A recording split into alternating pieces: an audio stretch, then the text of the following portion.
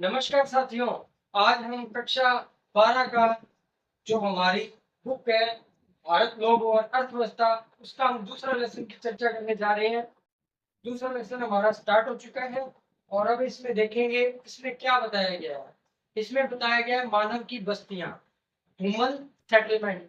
क्या होता है मानव की बस्तियां, मानव बस्तियां, इसके बारे में आज विस्तार पूर्वक अध्ययन करेंगे। तो देखते हैं इस लेसन में क्या बताया गया है मानव बस्तियों के बारे में, कि मानव बस्तियां होती क्या है। तो सबसे पहले यहाँ पर लिखा हुआ है मानव बस्तियां किसी भी प्रकार और आकार के घरों का संकुल जिसमें क्या रहते हैं, मनुष्य रहते हैं, उसे क्या कहते हैं, मानव बस्तियां कहा जाता है। अब आगे बात करते हैं कि सबसे पहले हम बात करते हैं ग्रामीण बस्तियों की। मानव बस्तियां बता दी कि जहां पर 10-12 या 2-4 घरों का जो समूह रहता है उसे क्या कहा जाता है, मानव बस्तियां कहते हैं। जहां पर लोग घर बनाकर रहते हैं उसे क्या कहा जाता है, मानव बस्ती कहा जाता है। और आगे बात करते हैं ग्रामीण बस्ती। ग्रामीण बस्ती में क्या होती है, यहाँ लोग अपने जीवन यापन के लिए अधिकतर क्या रहते हैं, प्राथमिक क्रियाकलापों पर निर्भर रहते हैं। प्राथमिक क्रियाकलाप कौन से होते हैं, जैसे कृषि होगी, पशुपालन हो गया, ठीक है, मुर्गी पालन हो गया। ये सारी चीजें प्राथमिक शुरू से जो उगाई जाती है जमीन से, या उसे क्या कहा जाता है, प्राथमिक क्रियाकलाप कहा जाता है। तो जो ग्रामीण लोग हैं, जो गांवों की बस्ती होती है, जो गांव के लोग रहते हैं, वो क्या करते हैं, वो प्राथमिक क्रियाकलाप करते हैं। और उसमें मेन क्या आता है, कृषि आता है, पशुपालन आता है और मुर्गी पालन भी आता है। ठीक है। अब आगे बात करते हैं कि ग्रामीण बस्तियां क्या क्या उत्पादित करती हैं। ग्रामीण बस्तियों में उत्पादित सब्जियां, फल फूल, अनाज आदि जैसे उत्पाद नगरीय की आवश्यकता की पूर्ति करती है। तो जो ग्रामीण बस्तियां होती है वो क्या करती है, जो नगरों की बस्तियां होती है उनकी क्या करती है, खाद्य पदार्थ के लिए पूजा उत्पादित करती है। उसमें देखेंगे अपनी सब्जियां, जो सब्जियां उगाई जाती है, जो मार्केट में सब्जियां आती है वो गाँवों में उगाई जाती है, उसको शहरों में बेचा जाता है। और अनाज उगाया जाता है, फल फूल है, ये सारे किसकी आवश्यकता की पूर्ति करते हैं, ग्रामीण बस्तियां नगरियों, नगर के जो बस्ती होती है, नगर के जो लोग होते हैं उनकी क्या करती है, आवश्यकताओं की पूर्ति करती है। अब आगे बात करते हैं जो ग्रामीण बस्तियां होती है वो उसके भौतिक कारक देखेंगे कि जो गाँव में लोग किस जगह का चुनाव करते हैं, गाँव में ऐसी कौन सी जगह है जहाँ लोग ज्यादा रहना पसंद करते हैं। ठीक है। तो देखते हैं, इसमें पहले आएगा भौतिक कारक। ऐसे कौन से कि जो भौतिक कारक हैं उनके लिए देखेंगे कि जो गाँवों के लोग हैं वो कहाँ ज्यादा बसना पसंद करते हैं, क्योंकि गाँवों में तो बहुत ज्यादा खुली जमीन होती है, लेकिन फिर भी वो ऐसी कौन सी जगह है जहाँ पर क्या करते हैं, बसना पसंद करते हैं। तो इसमें सबसे पहले भौतिक कारक। भौतिक कारक में जो पहला पॉइंट पड़ेगा उसमें उच्चावच की प्रकृति। उच्चावच की प्रकृति का मतलब मानव अपने निवास हेतु ऊंचे क्षेत्रों को बाढ़ या जंगली जानवरों से सुरक्षित रहने के लिए चुना गया। कि जो गांव होता है ना, गांव में जो ऊंची जगह होती है वहां लोग ज्यादा रहते हैं। क्यों, क्योंकि एक तो वो जैसे जहां पर नदी के इलाके ज्यादा है तो वहां पर बाढ़ आने की समस्या रहती है, इसीलिए वो क्या करते हैं, ऊंचे स्थानों पर रहना पसंद करते हैं। अगर बाढ़ आ भी जाए तो अपनी क्या कर सके, सुरक्षा कर सके। दूसरा, जंगली जानवर से अपनी सुरक्षा करने के लिए भी क्या रहते हैं, ऊंचे क्षेत्रों में रहते हैं। अब आगे बात करते हैं जल की उपलब्धता। कृषि व अपने ग्रामीण बस्तियों में जल स्रोतों के निकट बसती है। कहने का भाव है जो गांव के लोग होते हैं ना वो उस जगह पर ज्यादा बसते हैं जहां पर क्या होती है, पानी की उपलब्धता होती है। और जहाँ क्या होती है, कृषि के लिए, कृषि करने के लिए उन्हें क्या मिलना चाहिए, जल मिलना चाहिए। और उन्हीं जगह पर क्या रहती है, मानव जो ग्रामीण लोग हैं उसी जगह पर ज्यादा रहना क्या करते हैं, पसंद करते हैं। उर्वरक मृदा, उर्वरक मृदा मनुष्य बसने के लिए उस जगह का चुनाव करती है जहाँ की मृदा कृषि के लिए उपयुक्त और उपजाऊ है।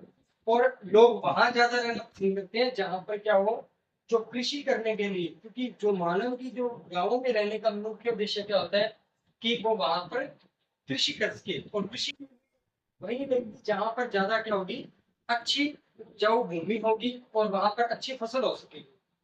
अब आगे बात करते हैं जलवायु। मानव अपने निवास हेतु अनुकूल जलवायु में रहना पसंद करता है और गांवों में भी उसी जगह पर रहना पसंद करता है जहां पर उसको अनुकूल जलवायु मिलती रहे, ना ज्यादा वहां पर गर्मी हो ना ज्यादा सर्दी हो, मतलब उसके अनुकूल क्या हो जलवायु, वहां रहना क्या करता है, पसंद करता है। हम आगे चलते हैं, इसमें क्या बताया गया है, ग्रामीण बस्तियां और नगरीय बस्तियां। ग्रामीण बस्तियां और नगरीय बस्तियां। ग्रामीण बस्तियों में मैंने आपको बताया था कि जो प्राथमिक व्यवसाय चलते हैं, और नगरीय बस्तियों में क्या होते हैं, द्वितीयक और तृतीयक व्यवसाय चलते हैं। तो जो ग्रामीण बस्तियां मैंने आपको उसमें बताया था भी, कृषि, संग्रहण, खनन करना, लकड़ी काटना, मछली पालन और पशुपालन। जो प्राथमिक व्यवसाय हैं वो सारे के सारे कहाँ शुरू होते हैं, गांवों में शुरू होते हैं। और ये जो ग्रामीण बस्ती है वो प्राथमिक व्यवसाय पर क्या करती है, डिपेंड करती है। जो नगरीय बस्ती है उसके अंदर द्वितीयक या तृतीयक व्यवसाय आता है। जैसे द्वितीयक व्यवसाय के अंदर क्या है, उद्योग हो गए, विनिर्माण हो गए। विनिर्माण का मतलब होता है किसी कच्चे माल को क्या करना, उसका उससे पक्का माल बनाना। फॉर एग्जाम्पल जैसे सरसों है, सरसों से क्या निकालना, तेल निकालना। ठीक है, तो तेल उद्योग कहाँ से चलते हैं, प्राथमिक व्यवसाय के ऊपर डिपेंड रहते हैं। और आगे बात करते हैं इसके अंदर तृतीयक व्यवसाय। तृतीयक व्यवसाय के अंदर क्या आते हैं, सेवा सेक्टर आते हैं। क्या आते हैं, सेवा सेक्टर। सेवा सेक्टर में कौन कौन से आ जाते हैं, शिक्षक, वकील और चिकित्सक, जो हमारी क्या करते हैं, सेवा करते हैं, और उसे क्या कहते हैं, तृतीयक व्यवसाय कहते हैं। जैसे बैंक कर्मी हो गए, ठीक है, शिक्षक हो गया, वकील हो गया, चिकित्सक हो गया, ये क्या कहलाते हैं, ये तृतीयक व्यवसाय के अंतर्गत आते हैं। अब आगे इसमें ग्रामीण बस्तियों के प्रकार पढ़ते हैं कि ग्रामीण बस्तियां किस प्रकार से होती है। तो इसमें कितने प्रकार बताए गए हैं, 4 प्रकार ग्रामीण बस्तियों के बताए गए हैं। और इसमें जो सबसे पहला जो बस्ती का प्रकार बताया गया ग्रामीण बस्तियों का, वो कौन सी बस्ती है, गुच्छित बस्तियां। गुच्छित बस्तियां कौन सी होती हैं, जो ऊपर से, मतलब अगर आपने ड्रोन से देखें तो ऐसे नीचे एक गुच्छे की तरह दिखाई देती है, वो क्या कहलाती है, गुच्छित बस्तियां कहलाती है। और ये गांवों में पाई जाती है, शहरों में भी पाई जाती है, लेकिन गांवों में पाई जाती है। ये संकुल बस्तियों का रूप होता है और प्रेम भाव वाली बस्तियां होती है। और पशु व मानव के आवास क्या होते हैं, अलग अलग होते हैं। प्रेम भाव का अर्थ है कि जो यहाँ जो गांवों के लोग होते हैं वो क्या होते हैं, इमोशन से जुड़े होते हैं। वो एक दूसरे के सुख दुख में काम आते हैं ज़्यादातर, और एक दूसरे की अगर मदद की जरूरत पड़ती है तो भी वो अपना साथ देते हैं। और ये ज़्यादातर कहाँ देखा जाता है, गाँवों में देखा जाता है। गाँव के लोग, अगर गाँव में कोई व्यक्ति जाता है, अगर उससे पूछते हैं भी तू कहाँ से आया है और किसके घर पे आया है, लेकिन ऐसा शहरों में नहीं होता। शहरों में तो ज़्यादातर बड़ी सिटियों में देखा जाए तो वहाँ तो साथ वाले अपने पड़ोसी का नहीं पता होता भी कौन है, किस जगह से आया है। और लेकिन ऐसा गाँवों में देखा जाता है कि वहाँ पर प्रेम भाव वाली बस्तियाँ होती है। वहाँ पर लोग एक दूसरे से क्या होते हैं, इमोशनली क्या होते हैं, जुड़े हुए होते हैं। और यहाँ पर पशुओं व मानव का क्या होता है, अलग अलग आवास होता है। अब बात करते हैं कि अर्धगुच्छित बस्तियां। अर्धगुच्छित बस्तियां क्या होती है, थोड़ी दूर दूर जगहों पर, क्या मतलब यहाँ पर एक घर है, उसके बाद 50 फुट आगे जाके एक घर है, फिर 100 फुट आगे जाके घर है।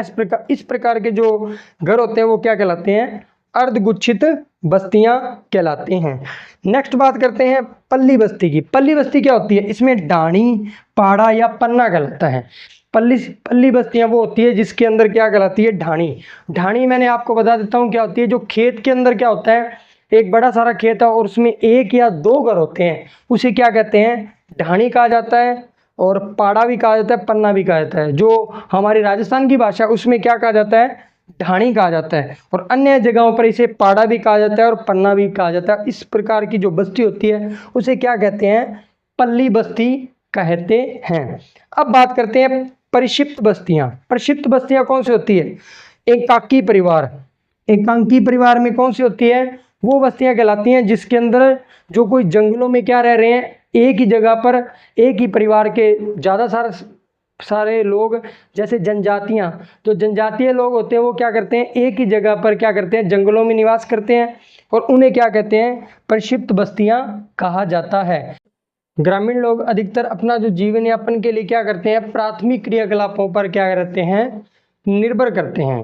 कि जो ग्रामीण लोग होते हैं वो प्राथमिक क्रियाकलाप करते हैं और उन्हीं पर क्या रहते हैं, निर्भर रहते हैं। और ग्रामीण लोगों की एक खास बात इसमें बताई गई है कि ग्रामीण लोग एक स्थान को छोड़कर दूसरे स्थान पर जाने के बारे में कम सोचते हैं। कि जो ग्रामीण लोग हैं वो क्या करते हैं, एक स्थान अपना छोड़कर दूसरे स्थान पर जाना बहुत ही कम पसंद करते हैं और अतः सामाजिक संबंध प्रगाढ़ होते हैं।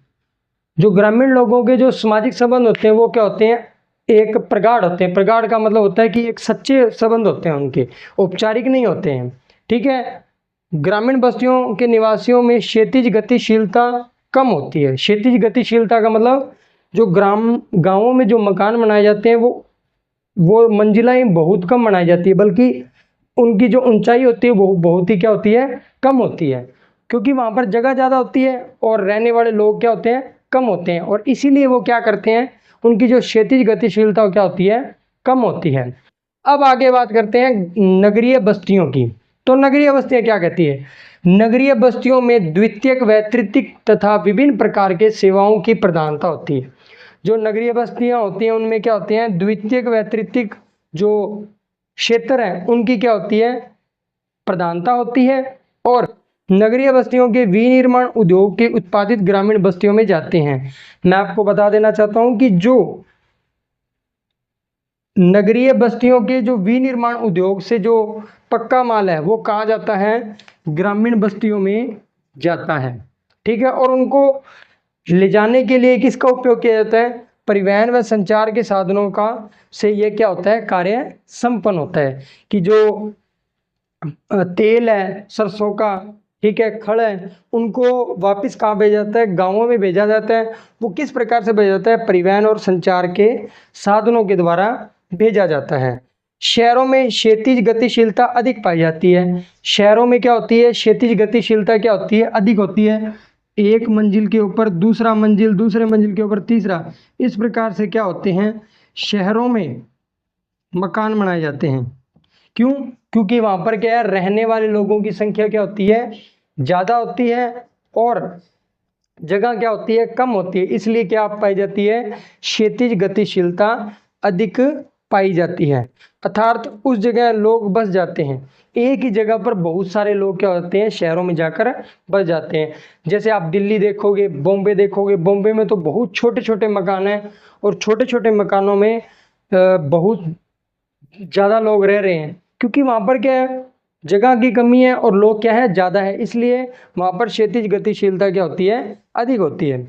उनमें सामाजिक संबंधों की औपचारिकता अधिक होती है। जो शहर के लोग होते हैं उनमें जो सामाजिक संबंध होते हैं वो बहुत ही औपचारिक, मात्र औपचारिक होते हैं। उनमें कोई दिल से कोई इतना नहीं करता है।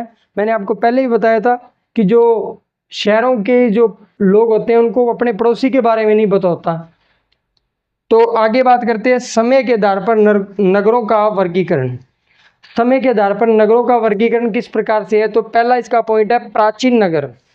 इस काल में अधिकांश नगरों का विकास धार्मिक अथवा सांस्कृतिक केंद्रों के रूप में हुआ। कि जो प्राचीन नगर थे, आज से 500, 700 या 2000 साल पहले जो नगर बसे थे वो किस आधार पर बसे थे, वो धर्म और संस्कृति के आधार पर बसे थे। फॉर एग्जाम्पल ले लेते हैं इनका, प्रयागराज, इलाहाबाद, पाटलिपुत्र, पटना और मदुरई।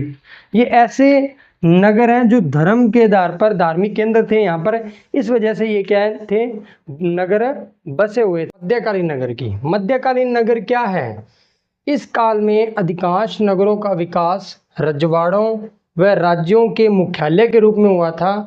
कहने का भाव अर्थ है कि जो मध्यकालीन थे वो ना तो नगर ज़्यादा पुराने थे ना ज़्यादा नए थे। ठीक है। और इस काल में जो अधिकांश जो नगर हुए थे वो रजवाड़ों, राजाओं के छोटे छोटे, उस टाइम में क्या हो गया था भी, छोटे छोटे राज्य अपने आप में स्वतंत्र हो गए थे और इसी वजह से, और राज्यों के मुख्यालय के रूप में हुआ था। जैसे आपको बता दूं, हैदराबाद, जयपुर, लखनऊ, आगरा इसके उदाहरण हैं। मध्यकालीन नगर के, क्योंकि ये मध्यकाल में क्या हुए थे, सर्वाधिक विकसित हुए थे। स्वतंत्रता प्राप्ति के बाद नगर, इस समय अनेक नगर प्रशासनिक केंद्रों के रूप में हुआ। बीजिंग इन नगरों का प्रशासन केंद्र के रूप में क्या हुआ था, विकास हुआ था, जैसे चंडीगढ़ और भुवनेश्वर। और औद्योगिक केंद्र जैसे दुर्गापुर, भिलाई, बरौनी आदि इन उद्योगों के रूप में क्या हुआ था, विकसित हुआ। जैसे दुर्गापुर है कहाँ पे है, पश्चिम बंगाल में,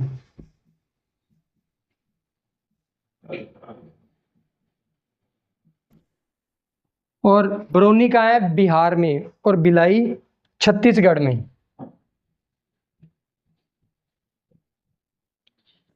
यहाँ पर बड़े बड़े उद्योग केंद्र स्थापित हुए थे और इसी कारण इन नगरों का क्या हुआ था, विकास हुआ था। अब बात करते हैं कार्यों के आधार पर प्रमुखतया भारतीय नगर। तो सबसे पहले बात करते हैं प्रशासन शहर की। वे शहर या नगर जहां उच्चतर क्रम में प्रशासनिक मुख्यालय होते हैं। वे शहर या नगर जहां पर हाई लेवल के क्या होते हैं, प्रशासन का कार्य होता है। जैसे आप दिल्ली और चंडीगढ़ की बात ले लो, क्योंकि जितने बार सारा जो भारत का जो प्रशासन चलता है वो कहाँ से चलता है, दिल्ली से चलता है। और बड़े बड़े जो आईएएस हैं और सांसद हैं वो सारे कहाँ बैठते हैं, राष्ट्रपति भवन है वो सारा कहाँ पर है, दिल्ली में। इसलिए उन शहरों का प्रशासनिक रूप में क्या हुआ था, विकास हुआ था। और जैसे चंडीगढ़ है, चंडीगढ़ भी केंद्र शासित प्रदेश है, यह 2 राज्यों की क्या है, राजधानी है। इसीलिए इन जो प्रशासन क्या हुआ था, शहरों का विकास हुआ था।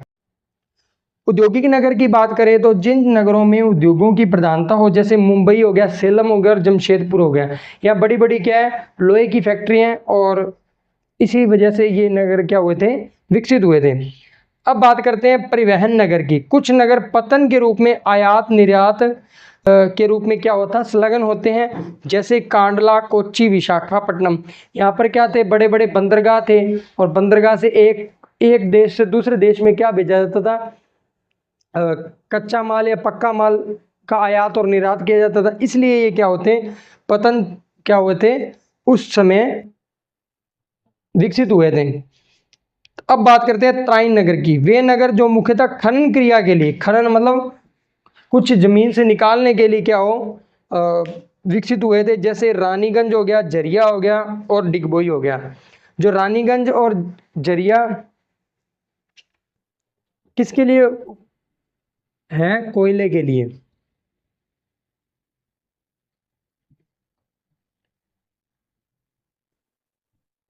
ठीक है, और जो डिगबोई है वो कच्चे तेल के लिए। गैरिसन नगर की बात करते हैं, इसको बायोटा नगर भी कहते हैं। गैरिसन क्या होते हैं, जिन नगरों में सेना की छावनी होती है उन्हें क्या कहते हैं, गैरिसन नगर कहते हैं। जैसे अंबाला, जालंधर, बवीना और उधमपुर। गैरिसन नगर का अर्थ होता है जहां पर सेना का बहुत बड़ा एक जगह बसी होती है, जहाँ पर सेना के लोग रहते हैं, आर्मी के लोग रहते हैं, जहाँ छावनी होती है, उसे क्या कहा जाता है, गैरिसन नगर कहा जाता है। अब बात करते हैं धार्मिक एवं सांस्कृतिक नगर। धर्म के आधार पर और संस्कृति के आधार पर बसे हुए नगरों की बात करते हैं। ऐसे नगर जो धार्मिक और सांस्कृतिक केंद्रों के रूप में क्या होते हैं, विकसित होते हैं। ठीक है, वाराणसी, मथुरा, अजमेर इसके क्या है, उदाहरण है कि ऐसे नगर जो धर्म के आधार पर या संस्कृति के आधार पर क्या हुए हो, विकसित हुए हो, उन्हें क्या कहते हैं, धार्मिक एवं सांस्कृतिक नगर कहा जाता है। अब इसका जो आज के पाठ का अंतिम पॉइंट है, रण संकुल। रण संकुल क्या होता है, एक पशुधन क्षेत्र के चारों ओर नगरों की श्रृंखला हो जाती है, या कभी कभी 2 या 2 से अधिक नगरों का एक साथ जुड़कर एक बड़ा क्या बनाना, अभयारण्य परिदृश्य हो जाता है। तो ऐसे क्षेत्रों को क्या कहते हैं, अभयारण्य संकुल कहा जाता है। कहने का भावार्थ है कि 2 शहरों के बीच में एक ऐसी जगह जहाँ पर पशु रहते हैं और जहाँ पशुओं से क्या किया जाता है, पशुओं से दूध और ऊन वगैरह इकट्ठी की जाती है, और वहाँ पर क्या होते हैं, 2 शहर मिलकर जुड़ जाते हैं और उसके बीच के क्षेत्र को क्या कहते हैं, ऋण संकुल कहते हैं। तो इसी के साथ जो हमारा लेसन है वो क्या होता है, समाप्त होता है। और अगर आपको लेसन बढ़िया लगा हो तो लाइक कीजिए और शेयर कीजिए और सब्सक्राइब कीजिए, ताकि हम नई नई वीडियो ऐसी आपके लिए लेके आते रहें। और अगर आपको इसके लेसन के नोट्स चाहिए तो नीचे डिस्क्रिप्शन में आपको लिंक मिल जाएगा, वहाँ से आप क्या कर सकते हो, इसके हैंडमेड नोट्स आप डाउनलोड कर सकते हो। धन्यवाद।